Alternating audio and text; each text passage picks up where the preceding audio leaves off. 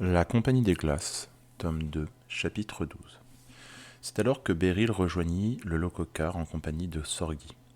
Lien et Harl n'y prêtèrent pas tout de suite attention, tant était grand leur émerveillement de voir les hommes roux parler, vivre en société organisée. Certains étaient en train d'atteler des chiens de traîneau, d'autres plaçaient les bas sur les reins des ruminants. Ils parlent, ils mangent du cuit, ils façonnent des objets. Merne montrait des bols, des sortes de plats, des cuillères, toujours en bois. Il ramassa l'une d'elles et essaya de savoir de quel arbre provenait ce bois. Ils doivent avoir découvert une forêt. Dans ces régions, la couche de glace varie de 50 à quelques mètres à peine. Il est même possible que des arbres résistent comme le bouleau dépassant de la couche de glace. Regardez Philienne, bouleversée. Une femme était assise à l'écart et tenait un très jeune enfant sur les genoux. Elle ne lui donnait pas le sein, mais le nourrissait d'une sorte de bouillie, dont elle enfournait des cuillerées dans sa bouche. Aurait-il compris que l'alimentation lactée trop prolongée occasionne l'arriération ? S'ils ont un jour compris cela, ils peuvent désormais avancer à grands pas vers une civilisation. Est-ce souhaitable pour eux ? Espérons qu'ils ne seront pas aussi stupides et fous que nous l'avons été et que nous continuons de l'être. Le chef, du moins celui qui avait l'étui à revolver, les suivait pas à pas. Maintenant, il faut la rançon que l'on va charger dans les traîneaux et sur les rênes. On dit qu'elle est très lourde. Oui, dit Harl, c'est de l'or. Mais ce mot n'eut aucun effet sur le roux. Il regarda vers le loco. Beryl n'est pas revenu ? Nous allons le rejoindre, dit le directeur du zoo qui redevenait l'ethnologue passionné. Lien lui fit signe de continuer ses observations et retourna vers le lococar. Mais il découvrit la porte du bas fermée à double tour et frappa. « Hé, là-dedans, ouvrez !» Pas de système d'intercommunication. Ce fut Beryl qui répondit. « Désolé, mais je refuse de donner l'or si les otages et surtout Floa Sadon ne sont pas remis en échange. »« Mais voyons, Lucas, Sorgi, faites-lui confiance. »« Je suis d'accord avec lui, répondit Sorgi. Les instructions du gouverneur sont précises. Sa fille contre l'or. Vous pensez bien que Kurt ne pouvait prendre ce risque. Il va libérer les otages à l'autre bout de la concession pour brouiller les pistes. Je ne donnerai pas cet or à ces animaux sauvages, hurla Sorgi. Beryl, vous ne pouvez approuver cette haine inattendue contre ces hommes-là. Désolé, mais pas de Floa, pas d'or. Lien se retourna pour avertir Harl et se heurta à l'homme roux. Ils sont stupides, je ne comprends pas leur refus. Regardez. Il fit un geste et une énorme herse descendit dans la poterne, bloquant le passage. Lien voulut lui dire qu'il suffirait d'un coup de laser pour faire fondre la grille. D'ailleurs, comme s'il suivait sa pensée par télépathie, Sorgi n'hésita pas une seconde, et même au risque de tuer une femme ou un enfant, il envoya un coup de laser sur les grilles. Mais elles ne fondirent pas. Lien vit l'homme roux sourire légèrement. Il y a une protection invisible. Nous l'avons aussi mis en place au même temps que la grille. La voix de Sorgi sortit de l'interphone. Ne me dites pas que ces sauvages ont trouvé le moyen de lutter contre les lasers. L'installation était déjà en place, mon vieux. Ils ont simplement su l'utiliser. Vous feriez mieux de décharger l'or, sinon ils vont finir par se fâcher. Que pourraient-ils faire ? Ne les poussez pas à bout. Le car pourrait être détruit et vous le savez bien. Où est Floa ? Hurla Beryl. L'instituteur faisait une fixation amoureuse peu commune sur ce symbole d'érotisme qu'était Floa. Lien n'avait jamais rien vu de tel et pensait que Beryl aurait besoin d'un séjour en hôpital psychiatrique pour l'oublier. Sinon, il risquait de devenir fou furieux.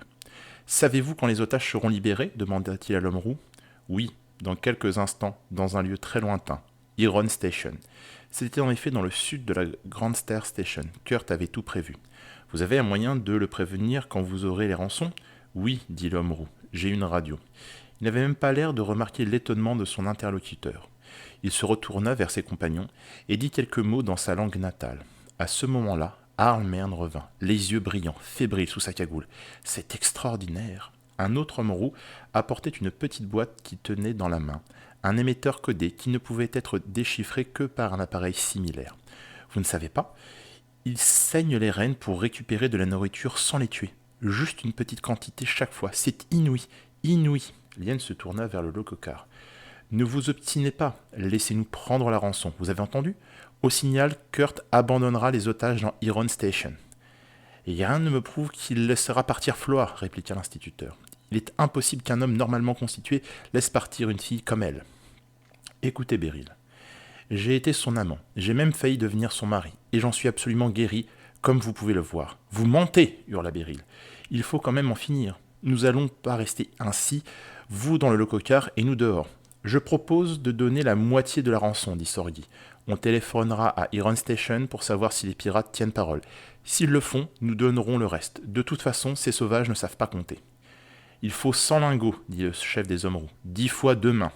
Sir Almern partit d'un fou rire irrésistible. On en donne 50 d'abord, cria Sorgi furieux. L'homme roux ne répondit pas, mais tourna le dos et se dirigea vers les siens. Que fait-il cria Beryl inquiet. Ils ne comprirent qu'au bout de quelques minutes que l'homme roux s'en allait avec leurs femmes et leurs enfants, les traîneaux et les rennes.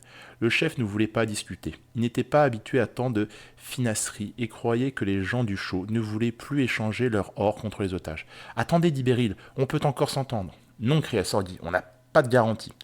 Puis ce fut un vacarme inattendu. Des grognements, des respirations haletantes, et Lien comprit qu'il se battait à l'intérieur du loco.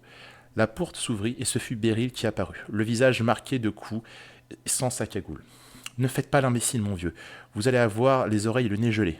Beryl réalisa son erreur et mit sa cagoule en place. Il désigna l'homme roux et ce fut Lien qui alla chercher ce dernier. On va vous donner la rançon.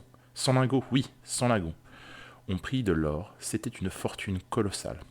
Un ouvrier aurait pu vivre toute une vie avec un seul lingot de 1 kilo, lui et une famille de 5 personnes. À moitié groggy, Sorgi les regarda vider les soutes. Ils se succédaient pour aller remplir les bas et les traîneaux qui tiraient les chiens. Les chevaux ne devaient servir que pour les hommes.